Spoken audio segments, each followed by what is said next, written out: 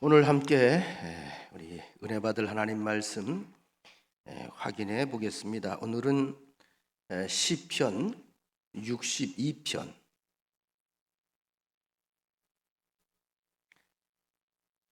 시편 62편 저자는 다윗입니다. 다윗이 힘에 겹고 아주 굉장히 진퇴양난의 그런 처지에서 생명 위태로 올 때 하나님 앞에 드렸던 기도, 응답이 이 안에 함께 포함되어 있습니다. 나의 영혼이 잠잠히 하나님만 바라며 나의 구원이 그에게서 나오는도다. 오직 그만이 나의 반석이시요 나의 구원이시요 나의 요새이시니 내가 크게 흔들리지 아니하리로다. 넘어지는 담과 흔들리는 울타리같이 사람을 죽이려고 너희가 일제히 공격하기를 언제까지 하려느냐?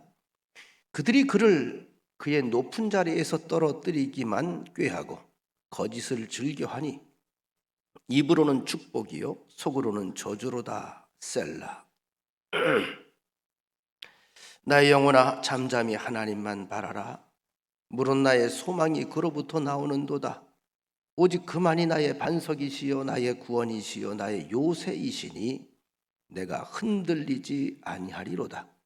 나의 구원과 영광이 하나님께 있음이요 내 힘의 반석과 피난처도 하나님께 있도다. 백성들아 시시로 그를 의지하고 그의 앞에 마음을 토하라. 하나님은 우리의 피난처시로다. 셀라. 아 슬프도다. 사람은 입김이며 인생도 속임수이니 저울에 달면 그들은 입김보다 가벼우리로다. 호학을 의지하지 말며 탈취한 것으로 허망하여지지 말며 재물이 늘어도 거기에 마음을 두지 말지어다. 하나님이 한두 번 하신 말씀을 내가 들었나니 권능은 하나님께 속하였다 하셨도다. 주여 인자함은 주께 속하오니 주께서 각 사람이 행한 대로 갚으심이니이다. 아멘. 마음에 들지 않은 사람들끼리 인사하지 않으셔도 되는데 근데 기회를 드릴 때 인사를 한번 나누시기 바랍니다. 다시 한번 보면 볼수록 아름다우십니다. 그렇게 인사하시고 윙크까지는 안 됩니다.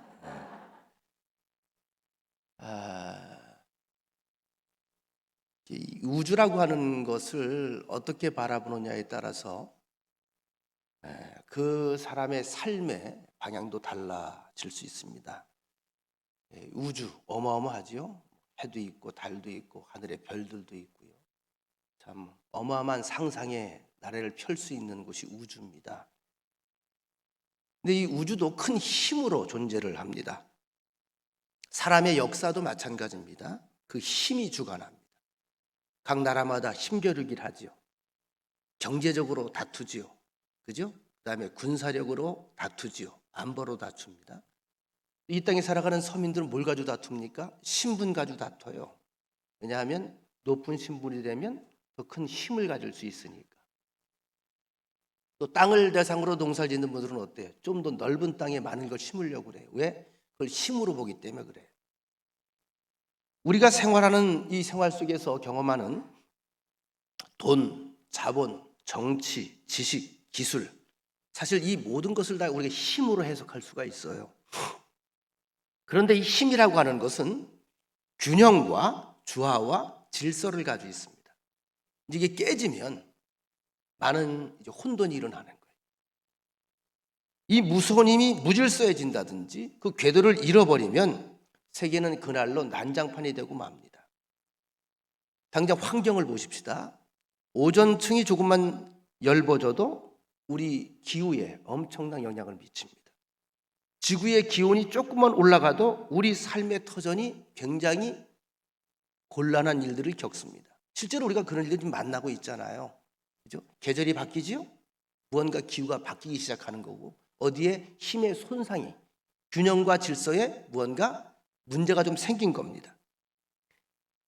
아시는 것처럼 이런 징조들이 세계 곳곳에서 이미 진행되고 있습니다. 그래서 온 세계가 긴박하게 이에 대해서 대책을 강구하죠. 이제 와서 환경 문제에 다시 한번 힘을 쓰고, 차도 전기차가 나오고 수소차가 나오기도 하고, 이게 다급해져서 그렇거든요.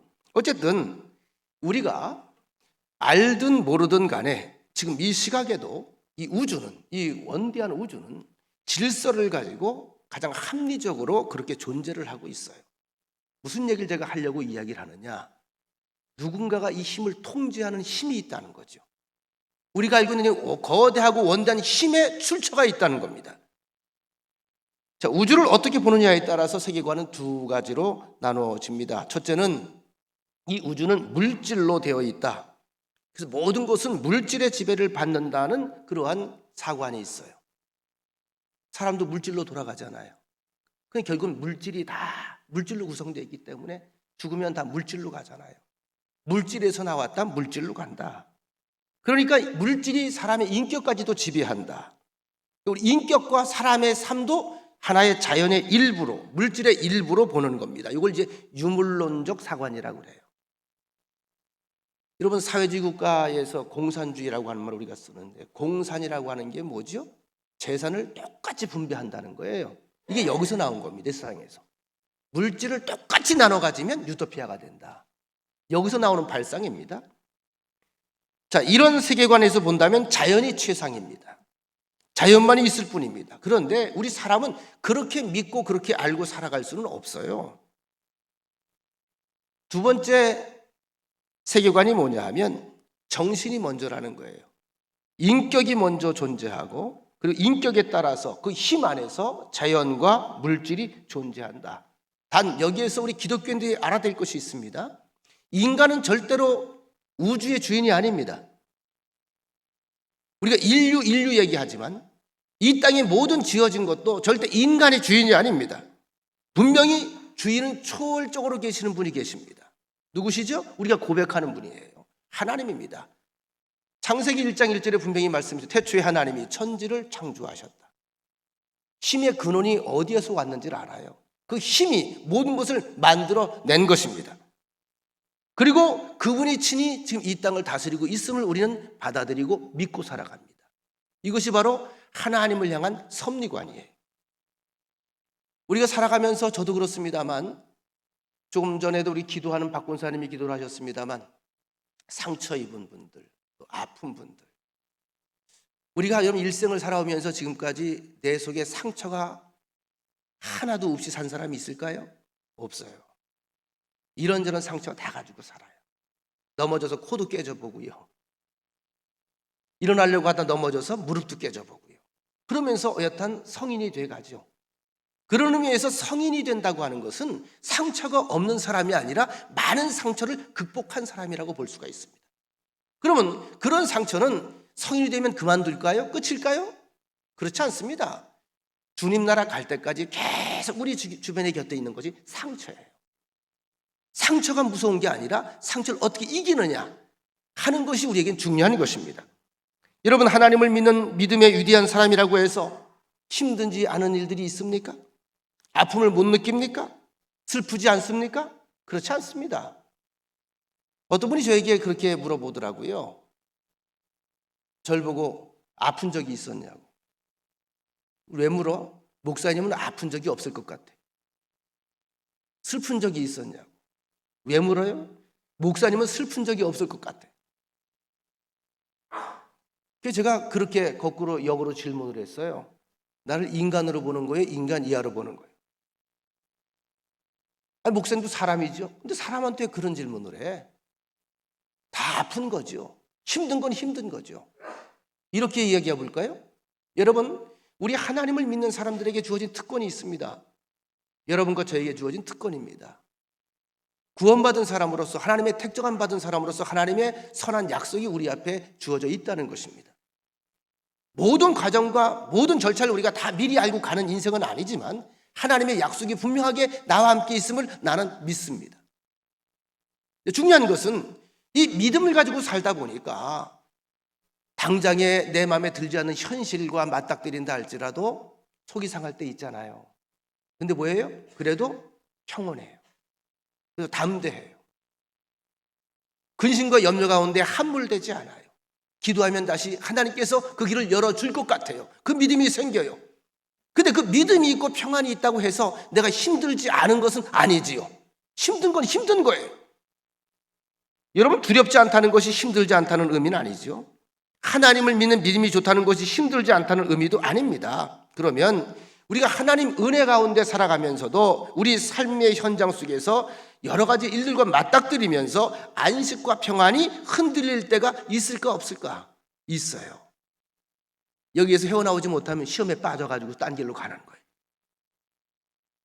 참으로 이상한 것은 고난을 겪어본 사람이 비로소 평안이 무엇인지를 깨닫고 평안의 소중함을 알게 돼요. 당장 우리 김순 권사님 앞에 와 계시지만 지난번에 이제 병원에 계시다가 퇴원하시고 저한테 기도받고 이제 잠깐 따님 집에 갔다 오시면서 그 얘기를 하셨죠. 당신이 잘못하셨다고, 입맛이 없었다고 밥을 잘 안 먹고 이러면서 몸을 소홀히 돌봤다는 거죠. 제가 아까 만나서 잠깐 제일 먼저 여쭤봤던 게 입맛은 돌아오셨나요? 이거 물어봤어요. 입맛은 돌아오셨나요? 음식의 소중함을 평소에 몰라요, 우리가. 그죠? 그냥 먹어야 되니까 먹는가 보다. 아이, 이러다 죽을 것 같으니까 그냥 때우자. 여러분, 식사를 때우면 안 돼요. 음식을 때우면 안 돼요.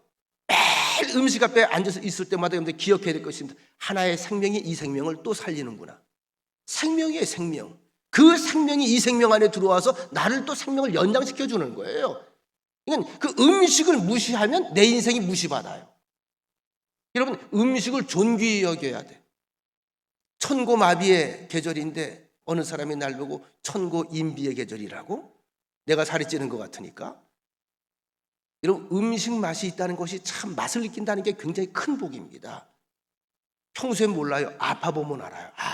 음식 맛이라고 하는 게 이렇게 귀한 거구나. 왜? 아파보니까 아는 거예요. 배가 고파본 사람이 입맛의 소중함을 압니다. 우리가 읽은 내용이 오늘 시편 62편이죠. 시편은 그게 세 가지로 분류를 합니다. 하나는 찬양시, 하나님께 찬양하는 찬양시. 그래서 이 시편에서 노래가 참 많이 나와요, 찬양이. 또 하나는 참회시, 잘못했을 때 하나님 앞에 뉘우치면서 드리는 참회시, 눈물의 기도. 그리고 또 한 가지 가장 많이 등장하는 것 중에 하나가 탄식시입니다. 탄식시는 뭐냐면 어려운 공경이나 아픔이나 어려운 시험에 빠져서 허덕이면서 하나님 앞에 토로하는, 말하자면 탄식하는 시예요. 오늘 다윗의 탄식시, 탄원시가 시편 62편입니다. 자, 이 다윗이 시편을 참 많이 썼어요. 150편 가운데 한 78편 정도를 썼으니까요. 이거 한 가지만 확인해 봐도 우리가 알 수 있는 것은 다윗은 기도하는 사람이었다. 매사에 기도하는 사람이었다. 다윗의 이 탄원에는 그의 신앙적 고민이 들어 있습니다. 우리가 이것을 좀 닮아가야 돼요. 하나님, 내게 왜 이런 일이 생기는 걸까요? 하나님, 나에게 이런 고통스러운 시간들이 왜 주어지죠? 우리가 해야 될 기도예요. 아이, 아파! 어이, 참 재수없고 운이 없네. 이러는 게 아니고, 왜 이 아픔이 왔을까? 어디서 왔을까? 이런 질문이 아주 진지하게 포함되어 있는데, 다윗의 우리가 시편을 많이 읽을 필요가 있는 것이 뭐냐면, 제가 요즘에 시편과 잠언을 참 꽂혀서 많이 읽습니다. 새록새록 다가오는 게, 나이가 저도 무르익었나 봐요. 단어 하나가 너무 소중한 거예요. 그래서 이게 내 인생의 모든 한숨이 다 그 안에 있어요. 함축되어 있어요. 이 다윗의 탄원시를 보면요, 공통점이 반드시 나옵니다. 처음엔 탄원하고 탄식하면서 시작을 해요. 하나님, 제가 죽을 것 같습니다. 고독합니다. 원수들이 나를 짓밟습니다. 다 멸시합니다. 핍박합니다. 모욕합니다. 더 나아가서 하나님까지 모욕합니다. 그런데 현실은 내가 꼼짝달싹 할 수 있는 현실이 아닙니다. 아무것도 할 수 있는 게 없어요.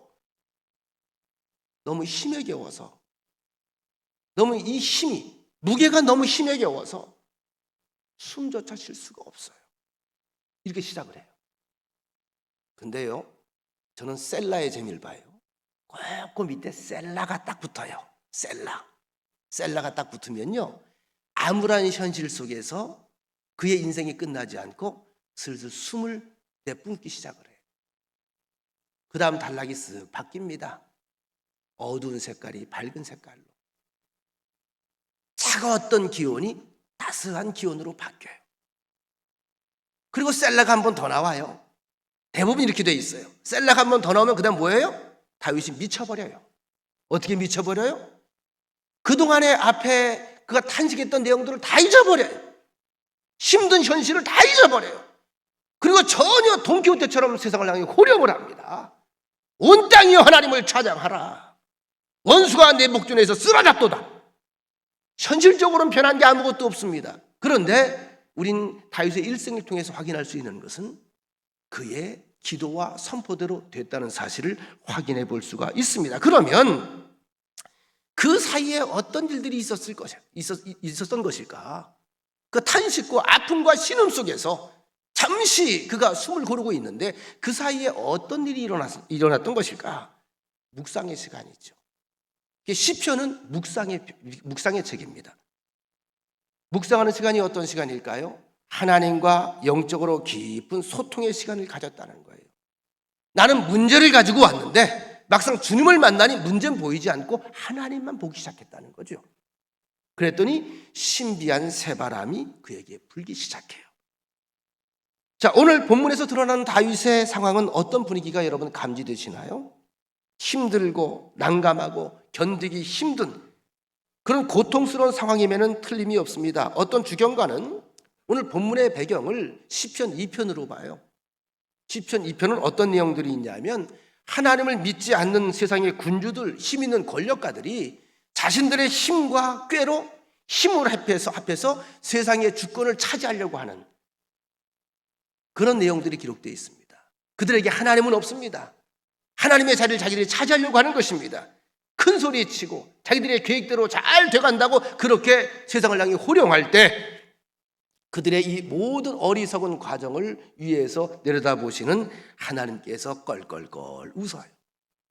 참 딱한 녀석들, 참 한심한 녀석들.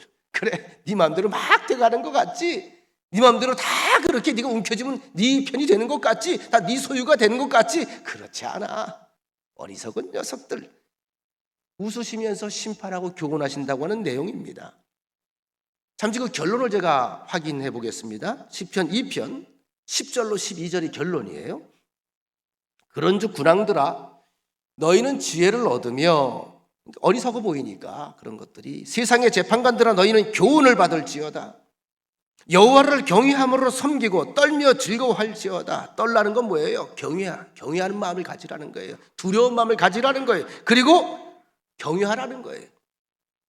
12절 그의 아들에게 입을 맞추라. 그의 아들에게 입 맞추라. 아들이 누구지요? 예수 그리스도십니다. 그렇지 아니하면 너희가 길에서 망하리니, 그렇지 아니면 진노하심으로 너희가 길에서 망하리니 그의 진노가 급하시다. 하나님께서 화를 뿜기 전에 회개하라는 얘기죠. 여호와께 피하는 모든 사람은 다 복이 있도다. 하나님과 하나님의 아들을 그분의 자리에서 끌어내고 자신들의 세계를 구축하기 위해서 가진 방법과 가진 무기와 가진 꾀를 다 쓰면서 동원해서 애를 쓰지만 이거 한가지 명심하라는 거죠. 모든 세상의 힘의 출처, 권능의 출처는 하나님께 있다는 사실을 깨달으라고 하는 훈계입니다. 너희들의 힘, 너희들에게서 나오는 게 아니야. 모든 권능의 출처는 오직 한 분, 하나님께로부터 나온다. 그분 앞에 굴복하고 그분에게 무릎 꿇고 그분의 손에 입을 맞추라. 그분을 존중하라. 그분 앞에 무릎을 꿇어라. 그분을 받아들여라. 그리하면 그의 일생에 복이 있다. 이런 말씀입니다. 오늘 본문의 내용도 비슷하게 전개가 됩니다. 다윗을 시기하는 무리들이 있었습니다. 그의 왕된 신분을 시기합니다. 그의 인생 전부를 흔들어서 아주 통째로 무너뜨리고 싶어 합니다. 그래서 갖가지 사람들이 자기의 꾀와 힘을 가지고 모여들었습니다. 어쩌면 이 상황이 사울에게 쫓겨서 더 이상 피할 곳이 없는 상황인지도 모릅니다. 어쩌면 그의 주변에 그가 의지하고 기대했던 모든 사람들이 다들 흩어지고 도망간 채, 아니면 적군으로 그렇게 배신을 한 채 혼자서 죽음과 직면한 상태였는지도 모릅니다. 사방은 전부 적으로 둘러싸여져 있습니다. 나를 보호해 줄 만한 여건이 아무것도 없습니다. 그에게는 물론 하나님을 신뢰하는 굳건한 믿음이 있었지만 지금 보이는 현실과 상황 속에는 당장 소망은 보이지 않습니다. 내 마음으로는 하나님을 믿었지만 현실은 바뀐 게 없습니다. 눈앞에 희망이 안 보입니다. 소망이 안 보입니다. 힘에 겨워요. 힘에 부칩니다. 견디기 힘이 듭니다. 눈앞에서 펼쳐지는 현실 속에서 소망이 전혀 없습니다. 그에게는 선택의 여지가 없습니다. 이럴 때 그가 선택한 방법이 하나 있었어요. 그만의 요새가 있었습니다. 그만의 아름다운 장소가 있었습니다. 기도합니다. 이것이 그의 삶의 비결이었어요. 한번 확인해 볼까요? 오늘 본문의 1절 말씀. 다 같이 읽겠습니다. 시작. 나의 영혼이 잠잠히 하나님만 바라며 나의 구원이 그에게서 나오는도다. 한 번만 더. 나의 영혼이 잠잠히 하나님만 바라며 나의 구원이 그에게서 나오는도다. 여기서 여러분, 내 영혼이 잠잠히 하나님만 바란다. 이 바람이라고 하는 말은 히브리어로 두미야. 어떤 의미냐 하면 침묵 중에 조용히 기다린다. 말을 하지 않고 기대감을 가지고 있다. 다시 말하면 하나님께 모든 것을 맡긴 사람에게 임하는 평온함, 그것을 의미합니다. 내가 어찌할 수가 없어요. 힘에 겨워요. 풀어나갈 수가 없어요. 옴짝달싹할 수 없어요. 이 상황 정체를 하나님께 그냥 드린 거예요. 이 얘기는 뭐지요? 주여, 저를 죽이든지 살리든지 마음대로 하옵소서. 제 인생은 주의 손에 있습니다라고 하는 고백입니다. 하나님을 믿는 위대한 영성의 대가들도 이런 힘든 상황들이 있었습니다. 엘리야도 그런 일들을 겪었잖아요. 여러분, 요한복음 11장에 보면 예수님께서 공생기간 동안에 죽은 나사로를 살리신 그런 이야기가 나옵니다. 죽은 나사로의 가정은 예수님에게 특별히 사랑을 흠뻑 받았던 사람들이고 한 가족과 같은 그런 사이입니다. 부모가 없었고요. 삼남매가 같이 서로 의지하며 살던 아주 착한 사람들이었어요. 그 집의 가장이 나사로입니다. 이 나사로가 병이 들어 누워있다는 얘기를 예수님이 전해 듣습니다. 그쪽 지역에 있다 다른 지역으로 이동을 했는데 누군가 그 집에 사람을 보내서 예수님에게 급박한 상황을 알린 겁니다. 이때 예수님께서 이렇게 반응합니다. 요한복음 11장 4절. 이 병은 죽을 병이 아니라 하나님의 영광을 위함이요 하나님의 아들이 이로 말미암아 영광을 받게 하려 함이라 하시더라. 나사로의 가족인 마르다와 마리아는 지금 곁에서 집안의 가장이었던 오빠 나사로가 숨이 헐떡이는 것을 보고 있습니다. 주변에 있는 사람들이 도우려고 모였습니다만 손 쓸 길이 없어요. 너무 병이 중해요. 깊어요. 맥을 짚어봐도 소용이 없어요. 침 흘러봐도 소용이 없어요. 분명한 건 이제 위중해서 죽음이 가까이 있다는 겁니다. 다급한 나머지 다른 대안책이 없으니까 예수님에게 사람을 급하게 보내지요. 근데 이 말을 전해들은 예수님께서는 태연합니다. 죽을 병이 아니라 하나님과 아들에게 영광을 돌리기 위해서 하나님께서 그렇게 하시는 것이다. 그리고 오히려 이틀을 더 그곳에 유합니다. 그 사이에 나사로가 죽었습니다. 그리고 나서 이틀 뒤에 다시 그곳으로 가자고 그래요. 제자들이 오히려 만류를 합니다. 예수님, 우리가 며칠 전에 그걸 지나오다가 홀대를 받고 학대를 받고 모욕적인 소리도 들었지 않습니까? 그럼 뭐하러 갑니까? 제자들과 예수님은 항상 코드가 좀 달라요. 예수님은 이제 나사로가 떠오르는 거예요. 할 일이 있었던 거예요. 때가 이런 거예요. 다시 갑니다. 11절, 요한복음 11장 11절. 이 말씀 하신 후에 또 이르시되 우리 친구 나사로가 잠들었도다. 그러나 내가 깨우러 가노라. 제자들이 이르되 주여 잠들었으면 낫겠나이다 하더라. 예수는 그의 죽음을 가르쳐 말씀하신 것이나 그들은 잠들어 쉬는 것을 가리켜 말씀하심인 줄로 생각하는지라. 이에 예수께서 밝히 이르시되 나사로가 죽었느니라. 내가 거기 있지 아니한 것을 너희를 위하여 기뻐하노니 이는 너희로 믿게 하려 함이라. 자, 우리가 잠들었다고 하는 거, 예수님은 우리의 죽음을 잠들었다고 표현했습니다. 잠들었다는 이야기는 무슨 얘기죠? 일어날 때가 있다는 거지요. 깰 때가 있다는 거죠. 나사로의 동네에 도착을 하시니까 이미 죽은 지 나흘이 지났습니다. 장례식이 끝났습니다. 그리고 돌로 만든 무덤 속에 시신이 안치되어 있습니다. 몸에다 각종 장치를 해놨습니다만 자연의 법칙을 거스를 수는 없겠죠. 부패가 시작이 돼요. 냄새가 나요. 저는 임종을 많이 지켜보고 제가 장례를 많이 치러봤기 때문에 그 냄새가 얼마나 악취가 나는지 알 수 있어요. 그 무덤 앞에까지 찾아가신 예수님께서 슬픔에 가득 차 있는 마르다와 마리아, 그리고 가까운 친족들 앞에서 무덤 입구를 막고 있는 돌을 옮겨 놓으라고 명하셨습니다. 39절 이하입니다. 옮겨 놓았습니다. 옮겨 놓은데 문제는 뭐냐면 옮겨 놓고 나서 나사로에 나오너라 하기 전에 하나님 앞에 감사 기도를 드리신단 말이에요. 하나님, 제 기도를 들으신 것을 감사합니다. 아버지, 이 아들의 기도를 들으신 것을 감사합니다. 그리고 나사로야 나오너라. 나사로가 나오는데 어떻게 해요? 다 동요했잖아요. 각국 우스갯소리로 얘기하자요. 최초의 강시가 나오는 상황입니다. 발도 묶였습니다. 손도 묶였습니다. 우리 그렇게 묶잖아요. 다 결박하잖아요. 나오라고 해서 나오라고 하는 말씀에 순종을 해야 되겠는데 어떻게 걸을 수는 없잖아요. 그러니까 콩콩콩콩 뛰어나왔겠지. 예수님께서 말씀합니다. 그의 묶인 것을 다 풀어라. 얼굴도 풀어, 붕대도 풀고, 끈도 풀고, 포박한 걸 다 풀어라. 완전히 이제 그가 자유의 몸이 됐습니다. 새 신분이 되었습니다. 새 생명이 되었습니다. 새로운 신세계가 그 앞에 펼쳐집니다. 여러분, 중요한 것은 이 사건이 이제 이 나사로 개인의 사건이 아니라는 거예요. 그 현장을 목격한 모든 사람들의 사건이 되었습니다. 나가서 이 사실은 순식간에 퍼져나갔겠죠. 듣고 믿는 사람들의 것이 되었습니다. 그리고 나서 훗날 아시지 않습니까? 예수님께서 친히 그 길을 우리에게 다시 한번 재현해 보이셨어요. 십자가에 죽으셨고 삶원에 부활하셨고 그 부활의 축제에 참여하게 된 축복의 주역들이 누굽니까? 바로 여기 있는 여러분과 저입니다. 할렐루야.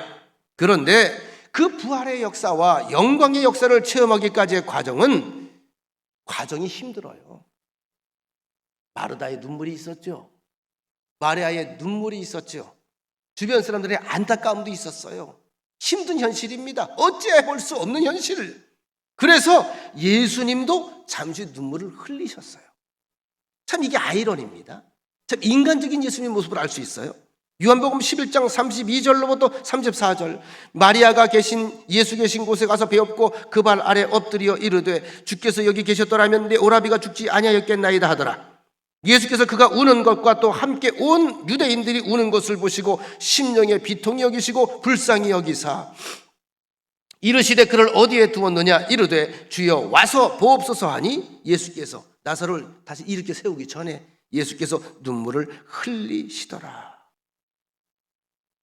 지금 예수님께서 그걸 살리러 오셨잖아요. 어떤 일이 벌어질지 예수님이 알고 오셨어요. 그 일을 만들기 위해 오셨어요. 근데 그들의 슬퍼하는 현실을 보면서 예수님도 어떻게 마음이 울컥해서 그 아픔이 느껴져서 눈물을 흘리셨다. 저는 이 말씀에 은혜를 참 많이 받았어요. 우리의 아픔, 순식간의 고통 이런 것들 우리 친구들이 얼마나 알아줄까요? 이런 부모님이 얼마나 알아줄까요? 다 한계가 있어요. 나는 나예요. 그걸 대신 나누는 게 한계가 있다고요. 순간 찰나에 지나갈 그 슬픔을 가지고 그 슬픔을 그대로 느끼고 눈물을 흘리는 분이 있어요. 예수 그리스도입니다. 그만큼 감성이 예민하고 풍부하신 분이에요. 여러분, 우리 인생에는 고통과 아픔의 시간이 왜 주어지는 걸까? 이것이 하나님의 영광과 무슨 상관이 있을까?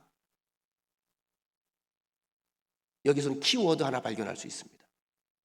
하나님만 바라보는 시간을 우리에게 가지라는 기회입니다. 하나님만 바라보라는 거예요. 우리가 하나님만 바라보면 참 좋겠는데 하나님만 바라봐야 되는데 세상에 우리가 하나님처럼 바라보는 게 너무 많잖아요. 하나님만 바라보는 시간은 어떤 시간일까요? 세상에 하나님처럼 여기고 살아가는 것들을 다 접어버리고 진짜 유일하게 하나님만 바라보는 시간입니다. 서울대 행정학 박사 김난도 교수님이라는 분이 계신데 이분이 매년 그 올해의 소비자들은 현대인들의 심리를 연구를 해서 무엇을 판매를 하면 잘 될까? 그 소비자 트렌드라고 하는 그런 키워드를 가지고 뭘 팔으면 좋을지 그것에 대해서 책을 만들어내요. 한 팀을 이루어서. 근데 2018년도에 소비 트렌드의 키워드가 케렌시아라고 하는 단어가 나옵니다. 케렌시아. 한번 따라해 보실까요? 케렌시아. 크게 한번 해보세요. 그럼 유식해지는 거예요. 케렌시아. 이 케렌시아라고 하는 단어가요, 이 해밍웨이라고 하는 사람이 작가가 쓴 오후의 죽음이라고 하는 책의 일부에서 등장하는 단어인데, 이 해밍웨이라는 작가는요 전쟁을 참전을 했었고요, 경험을 많이 했고, 아주 굉장히 좋아하는 것 중에 하나가 스페인에서 계속해서 인기를 끌고 있는 투라고 하는 걸 아주 좋아했어요. 투가 뭐죠? 소하고 사람하고 싸우는 거예요. 서로 죽고 죽이는 거예요. 그 경기장 광입니다. 그 사람이 여기에서 발견하는 단어가 케렌시아라는 단어예요. 그럼 케렌시아가 뭐냐? 유심히 살폈겠지요. 갇혀있던 문을 탁 열어주면 이 싸움소가 팍팍팍 뛰어나와. 팍팍팍 뛰어나와. 뛰어나오면 제일 먼저 막 뛰어나와서 제일 먼저 하는 게 뭐냐 하면, 자기 자신이 힘들 때 어디가 있어야 될까 살핀다는 거예요. 여기가 케렌시아야.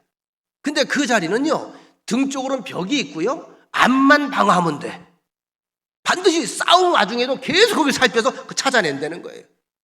싸우다가 힘이 없다든지 호흡이 가쁘다든지 너무 힘이 들면 그곳으로 간다는 거예요. 딱 등을 주고 엎드려 있어요. 투사들이 싸움수가 그 케렌시아라고 하는 곳에 딱 들어가 있으면 투사들이 덤빌 수가 없어요. 왜냐하면 덤비면 거의 7, 80% 이상 죽습니다. 왜냐하면 물러설 곳이 없기 때문에. 이곳이 이제 자기가 숨고르기 하는 곳이에요. 너무 힘에 겨울 때 숨고르기 하는 유일한 장소, 자기만의 안식처. 이게 이제 케렌시아라고 하는 단어입니다. 실제로 2018년 이후에 여러분 보시면, 우린 잘 몰라요. 케렌시아 쳐보세요. 도심지에 보면요, 점심시간에 그 바쁜 직장인들이 밥 한 끼, 식사 한 끼 먹고 바로 잠잘 수 있는 곳이 많아요. 2시간 동안 음악 들으면서 잠자. 2시간 동안에서 누워서 영화도 봐. 이게 다 뭐죠? 케렌시아라고 하는 그 트렌드 때문에 나온 거예요. 근데 그렇게 장사가 잘 된다는 거예요. 무슨 얘기죠? 세상의 현실 속에서 힘겹게 살던 사람들이 나만의 쉼터가 필요하다는 거예요. 집에 가면 애들이 있잖아. 집에 가면 마누라 있잖아. 집에 가면 남편이 있잖아. 그것도 쉼이 안 된다는 거야.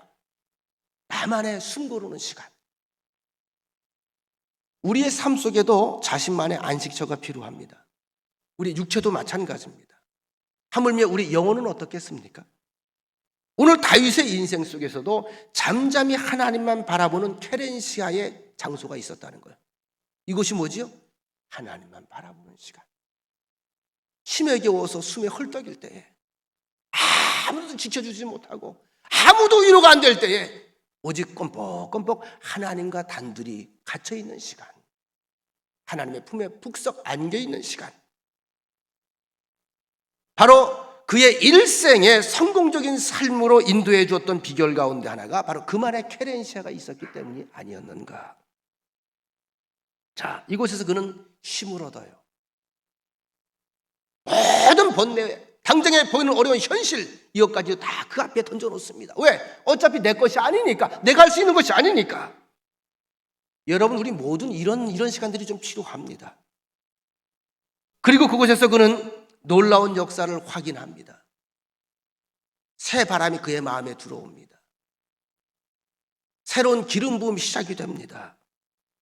놀라운 역사와 간증을 우리에게 들려줍니다. 여러분, 욥기 23장에 보면 욥기라고 하는 사람, 동방의 의인인 욥에게 욥의 가정에 여러분 임했던 많은 재앙들 아시지요? 모든 재산이 한순간에 다 날아가고, 그의 존엄성도 날아가고, 명예도 날아가고, 자녀도 다 죽고, 하나밖에 없는 배필자까지도 저주하고 떠나버리고, 몸은 혼자 어떻게 견딜 수 없을 정도로 고통스럽고 외롭고 고독하고, 몸은 가렵고 힘들고, 고난의 현장 속에서 힘에 겨워서 숨조차 쉬지 못할 정도로 고통스러워할 때에 드디어 하나님이 등장을 합니다. 피눈물 흘리는 그에게 잠시 그는 케렌시아의 시간을 갖습니다. 고백이 달라집니다. 욥기 23장 10절. 그러나 내가 가는 길을 그가 아시나니 그가 나를 단련하신 후에는 내가 순금같이 되어 나오리라. 욥기 42장 2절 그리고 5절입니다. 주께서는 못하실 일이 없사오며 무슨 계획이든지 못 이루실 것이 없는 줄 아오니 내가 주께 대하여 그동안은 귀로 듣기만 하였었더니 이제는 눈으로 주를 드디어 배움나이다. 케렌시아를 겪은 사람들의 고백이에요. 하나님만 바라보는 시간을 우리가 얼마나 갖고 살아갑니까? 너무 바쁘잖아요. 농사 짓는 것도 얼마나 바쁜지 몰라요. 하나님만 바라보는 시간을 우리가 갖기가 참 쉽지 않아요. 근데 여러분, 그 시간이 돼야 우리가 살아가요. 아니면 다 망가져서 지쳐서 쓰러질 수밖에 없습니다. 왜 내게 안식이 없을까? 하나님이 계시지 않기 때문이 아닙니다. 우리에게 하나님처럼 생각하는 세상 것들이 너무나 많아요. 그것이 참으로 내게 참 권능의 출처가 아닌데, 참 인생의 해결책을 주는 것이 아닌데, 그것이 전부인 것처럼 바라보는 엉뚱한 것들이 너무 주변에 많다는 거죠. 하나님 그때 우리에게 요구하시는 것이 있습니다. 나만 바라볼 수 없겠니? 그 모든 것은 다 나로부터 나가는 것인데, 내 영혼이 잠잠히 하나님만 바라보는 것. 여러분, 다윗의 또 다른 고백을 확인해 볼까요? 시편 23편 4절 5절. 너무 잘 아는 유명한 말씀이죠. 내가 사망의 음침한 골짜기로 다닐지라도 해를 두려워하지 않을 것은, 사망의 음침한 골짜기, 목숨이 왔다 갔다 하는 그런 골짜기, 근데 해를 두려워하지 않아요. 왜? 주께서 나와 함께 하심이라. 주의 지팡이와 막대기가 나를 안위하시나이다. 나를 지키시나이다. 5절. 주께서 내 원수의 목전에서 내게 상을 차려주시고 기름을 내 머리에 부으셨으니 내 잔이 넘치나이다. 내가 지금 어디에 있는가 보다 중요한 것은 지금 누구와 함께 있는가, 이걸 다윗은 확인하는 거예요. 내가 지금 무슨 일을 하고 있는가 보다 중요한 것은 누구와 함께 그 일을 하고 있는가, 이걸 다윗은 항상 확인했다는 것을 우리가 발견하게 됩니다. 우리는 한 번도 살아보지 못한 인생을 또 살지 않습니까? 내일도 마찬가지고 돌아오는 한 주간도 마찬가지예요. 한 번도 경험해보지 못한 그런 나라를 또 우리 살아가는 거예요. 익숙하지 않아요. 여러분, 익숙하지 않고 낯선 곳에 갈 때 가장 중요한 사람이 누굴까요? 내가 아닙니다. 그곳과 그 길을 잘 아는 익숙한 사람과 같이 있는 거예요. 저도 선교 때문에 갖고 외국 나가면요, 멀리도 못 나가봤습니다. 갔다가 다닐 때 긴장을 굉장히 하고 다녀요. 왜? 내가 내 앞가림해야 되니까. 근데 거기 현지 가이드로 선교사님이 딱 따라붙으면요, 그 다음에 하나도 걱정 안 해요. 왜? 가자는 대로 가면 되니까. 하자는 대로 하면 되니까. 왜? 그들은 빠삭하게 알아요. 오늘 다윗의 케렌시아에서 만난 분이 누굴까요? 인생의 가이드를 만난 겁니다. 인생의 주인을 만난 겁니다. 힘의 원천을 만난 겁니다. 모든 권능의 참 출처를 만나신 겁니다. 전지전능하신 하나님, 그분의 품에 안기는 순간에 그는 걱정거리가 다 사라져버리고 마는 거예요. 우리가 공부한 내용입니다만 사무엘상 1장에 한나의 기도와 믿음 중에 임하게 된 평안을 우리가 확인해 봤죠. 그 당시 한나의 현실은 마음의 슬픔과 고통을 안고 살 수밖에 없는 현실이었습니다. 자기 스스로 무언가 할 수 있는 일이 없었습니다. 무방비 상태예요. 그때 그녀가 기댈 장소를 찾았어요. 그것이 그만의 케렌시아예요. 어디죠? 하나님 앞에 엎드렸단 말이에요. 간절히 기도했어요. 이건 그 당시에 제사장이었던 엘리두의 귀에도 들리지 않는 기도였어요. 우물우물 중얼중얼 아버지 주여 아버지. 우리가 그 결과를 아시죠? 잠잠히 하나님만 바라보는 시간, 모든 문제를 다 맡기는 시간, 쓰러져도 하나님의 품에 쓰러져 버리는 시간, 드디어 평안이 임합니다. 수심이 사라집니다. 음식을 먹으면서 정상적인 생활이 가능해졌습니다. 아시는 것처럼 사무엘을 낳고 한 세상을 세상에 밝히는 위대한 통로의 어머니가 되었습니다. 이제 다시 본문으로 돌아옵니다. 다윗의 신앙 고백을 확인해 봅니다. 2절, 오직 그만이 나의 반석이시요 나의 구원이시요 나의 요새이시요 요새이시니 내가 크게 흔들리지 아니하리로다. 우리 같이 한번 읽어보겠습니다. 너무 좋은 고백이야. 시작. 오직 그만이 나의 반석이시요 구원이시요 나의 요새이시니 내가 크게 흔들리지 아니하리로다. 자, 지금 다윗이 어떤 환경 속에 있는지를 우리에게 알려주는 것, 구절이 3절 4절입니다. 3절 4절. 넘어지는 담과 흔들리는 울타리 같이 사람을 죽이려고 너희가 일제히 공격하기를 언제까지 하겠느냐. 이 공격이 끊어지질 않는 거예요. 넘어지는 담과 흔들리는 울타리 같이. 넘어지는 담이 뭡니까? 외부의 침략으로부터 우리 자신을 지킬 수 있는 안보 보호의 틀이에요. 근데 어떻게 담이 무너져 버렸어요. 지킬 수가 없어요. 더 이상 나를 지켜줄 수 있는 안전장치가 이제 사라져버린 겁니다. 그냥 위험에 노출되어 있어요. 또 흔들리는 울타리. 울타리가 뭐죠? 나만의 표시, 나만의 영역 표시예요. 그죠?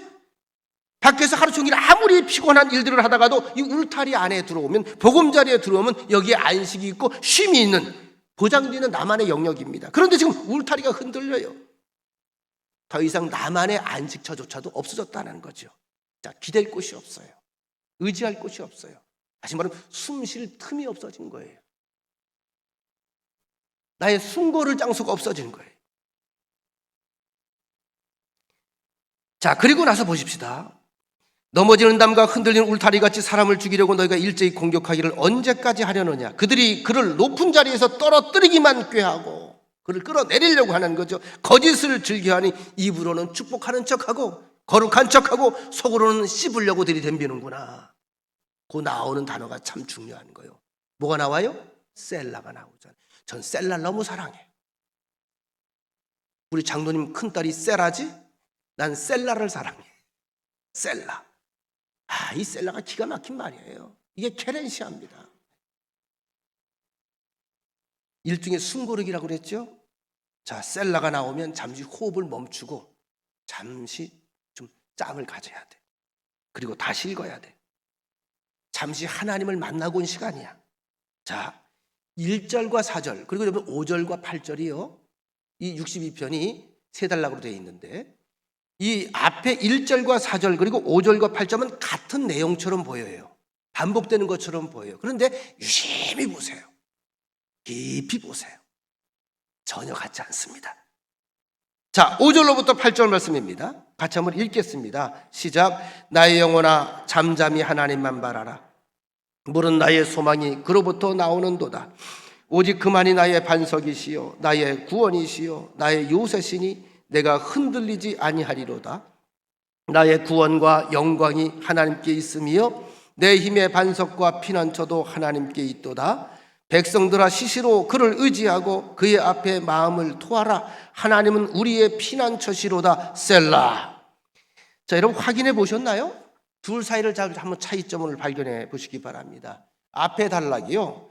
스스로 하나님과 다윗 사이에서 사실 이 현실 어려운 고통 속에서 신음하면서 하나님을 만나기 위해 몸부림치는 침묵의 소통 시간이었다면 5절 8절 말씀은 셀라, 잠시 숨을 고르는 시간, 케렌시아의 시간을 가진 이후에 깊은 영혼의 호흡 속에서 하나님의 섭리를 발견한 사람입니다. 의중을 발견했습니다. 그래서 확신이 찼어요. 개인의 신앙 고백에서 이제는 더 이상 견딜 수 없어. 이 환희, 기쁨, 이 즐거움 어떻게 해요? 혼자 가지고 있을 수가 없어. 가슴에 혼자 품고 있을 수가 없어. 한 걸음 더 나가서 내 자신의 형편을 알고 있는 사람들, 지켜보는 사람들에게 이 사실을 알고 싶어 하는 겁니다. 알고 싶어 하는 거예요. 보아라! 보아라! 내 앞에 일들이 바뀌고 있다. 보세요. 62편 1절에 보면 나의 영혼이 잠잠히 하나님만 바라며 나의 영혼이 잠잠히 하나님만 바라보고 있다. 힘에 겨워서. 5절 보세요. 나의 영혼아! 달라지죠? 잠잠히 하나님만 바라라. 힘이 생긴 거예요. 힘이 생긴 거예요. 앞에 단락에는 내가 하나님만 바라보고 있었다면 지금은 너희도 그 하나님을 함께 바라보길 원한다는 것입니다. 앞에서는 내가 크게 흔들리지 아니하리라고 했습니다. 이제는 조금 더 흔들리지 않습니다. 앞에서는 공격을 멈추지 않는 적들의 난폭함이 보입니다.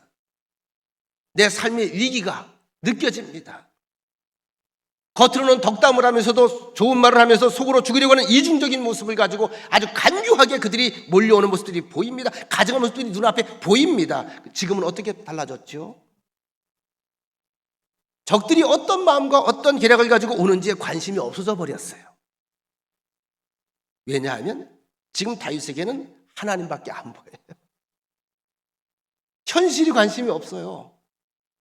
어떤 무기를 가지고 오든지 어떤 계략을 가지고 오든지 어떤 전술을 가지고 오든지 그전엔 그것 때문에 염려를 했는데 하나님 앞에 안긴 순간에 그것들이 안 보여요. 그저 편안해요. 그저 즐거워요. 확신 중에 있어요. 더할 수 없이 평안합니다. 다른 요소들이 더 이상 중요하지 않아요. 이 기쁨을 혼자 가지고 있을 수가 없어요. 그래서 외칩니다. 큰 소리로 전합니다. 백성들이 다 알기를 원해요. 이런 하나님의 놀라운 힘의 출처를, 이 권능자의 출처를 하나님을 의지하고 너희들도 그래서 하나님 앞에서 나처럼 너희들 속에 나처럼 어려운 일들이 없는 사람이 어디 있겠냐? 다 있지. 토해내라. 나처럼 토해라. 이랬더니 이렇게 사람이 살 것 같다. 그러면 너희도 기가 막힌 역사를 함께 체험하게 될 거다. 일종의 말하면 이건 복음 증거라고 있는 거예요. 이어지는 고백을 볼까요? 이 결론입니다. 9절로부터 12절 읽어보십시다. 아 슬프도다. 사람은 입김이며 인생도 속임수이니 저울에 달면 그들은 입김보다 가벼우리로다. 푸악을 의지하지 말며 탈취한 것으로 허망하여지지 말며 재물이 늘어도 거기에 마음을 두지 말지어다. 하나님이 한두 번 하신 말씀을 내가 들었나니 권능은 하나님께 속하였다 하셨도다. 주여 인자함은 주께 속하오니 주께서 각 사람이 행한 대로 갚으심이니이다. 무슨 말씀이냐? 이제는 자신을 괴롭히고 포악하게 굴고 자신의 것을 빼앗으려고 하는 적들이, 원수들이 불쌍해 보기 시작해. 하나님 품에 안겨서 하나님과 숨을 고르고 나서 그들을 바라보니까 그 왼수들이 측은히 보이는 거예요.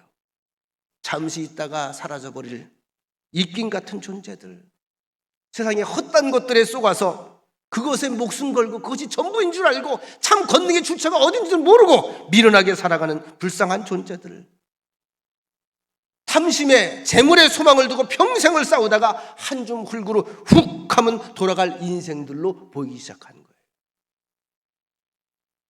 그러니까 지금 다윗이 마지막 결론, 그들이 내가 싸워야 될 대상이에요? 아니면 측은히 여길 대상이에요? 측은히 여길 대상으로 간 거예요. 11절 다시 확인합니다.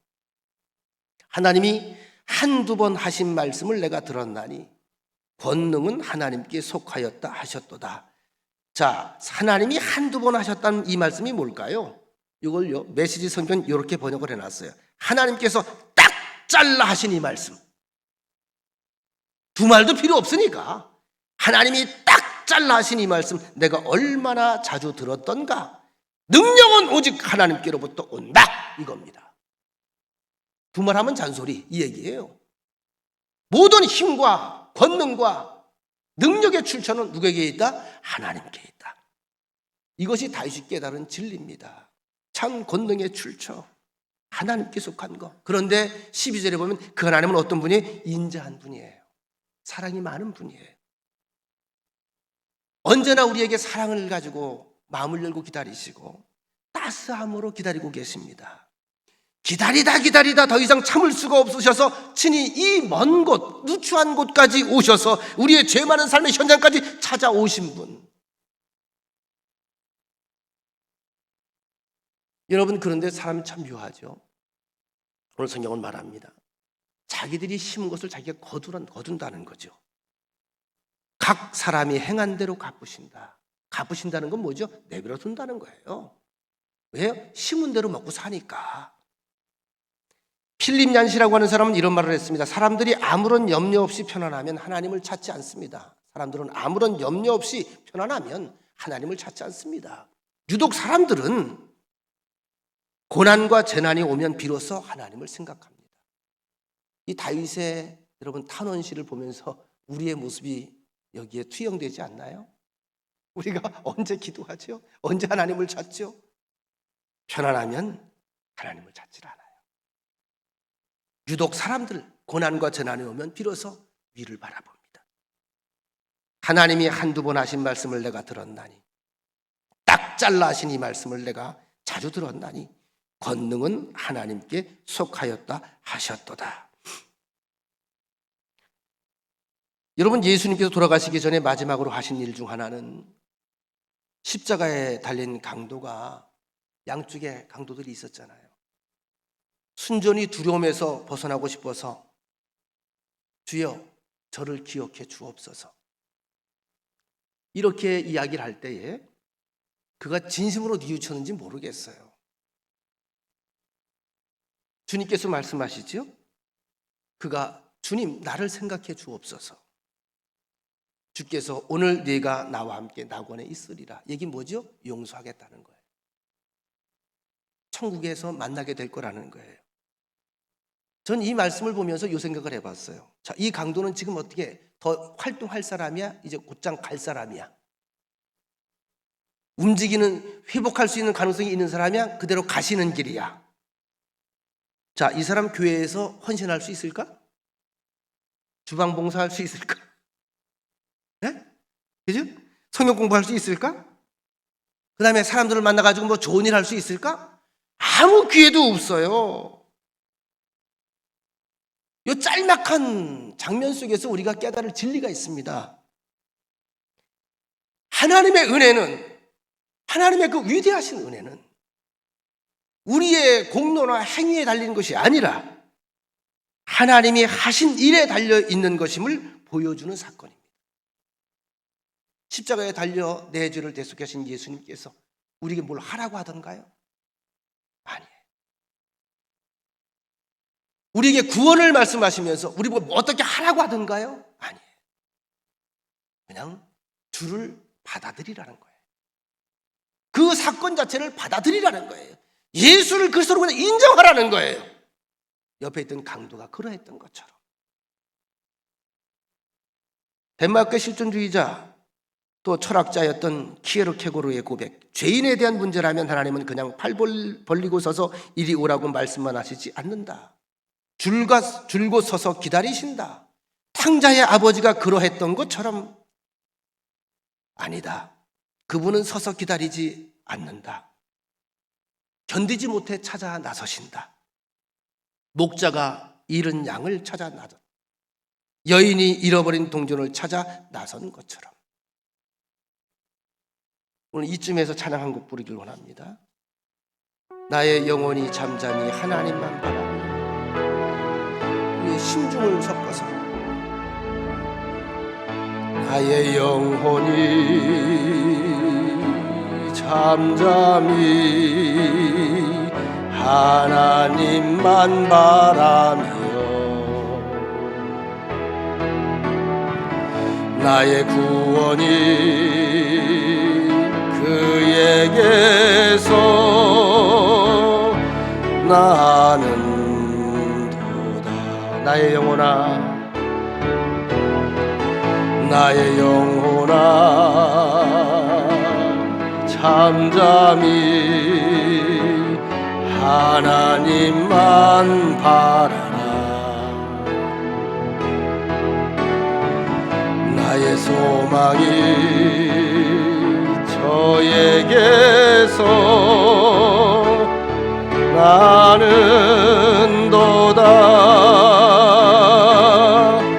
오직 주만이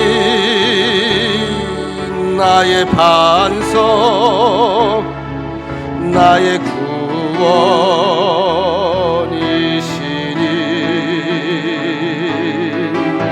오직 주만이 나의 산성, 내가 요동치 아니하리. 나의 영혼이 간절히, 나의 영혼이 간절히 여호와를 갈망하며 나의 입술이 여호와를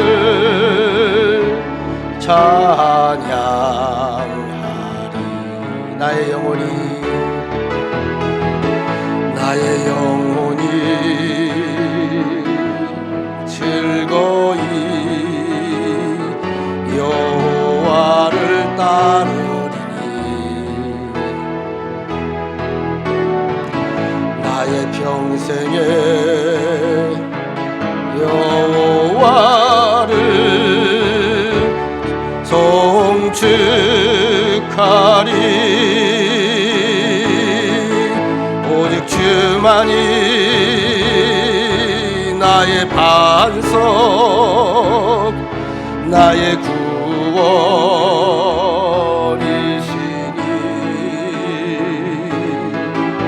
오직 주만이 나의 산성 내가 요동치 아니하리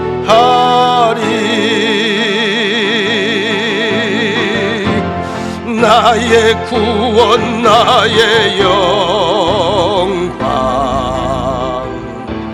하나님께 있으니 내 힘의 반석과 피난처 되시네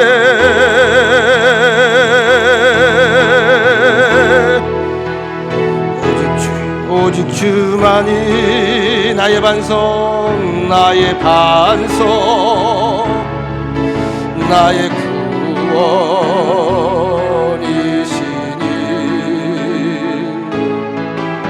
오직 주만이 나의 산성 내가 요동치 아니하리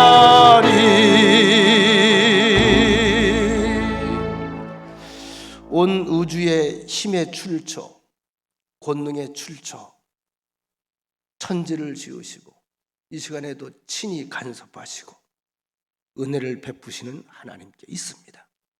중요한 것은 여러분과 제가 지금 누구와 함께 있느냐 나의 영혼이 잠잠히 하나님만 바라보기를 기다리시는 하나님 그분이 행하시는 일을 찬양하고 영광 돌리는 일생들 되시기를 축원합니다. 좋으신 하나님 이 시간 주님만 바라봅니다. 그동안에 우리 옆에 하나님처럼 여기던 것들이 너무나 많아서 참 권능의 출처 되시는 하나님을 온전히 바라보지 못해 하나님을 얼마나 안타깝게 하고 속상하게 하고 마음 상하게 한 일이 많았는지를 돌아봅니다. 다시 한번 우리 삶 속에 하나님께서 허락하시고 하나님께서 우리에게 특권으로 제시해 주신 우리 인생의 케렌시아의 시간을 가져서 다윗처럼 날마다 하나님의 능력과 힘을 세상에 알리고 섭리를 드러내는 믿음의 종들이 되게 하옵소서. 예수님의 이름으로 기도합니다. 아멘.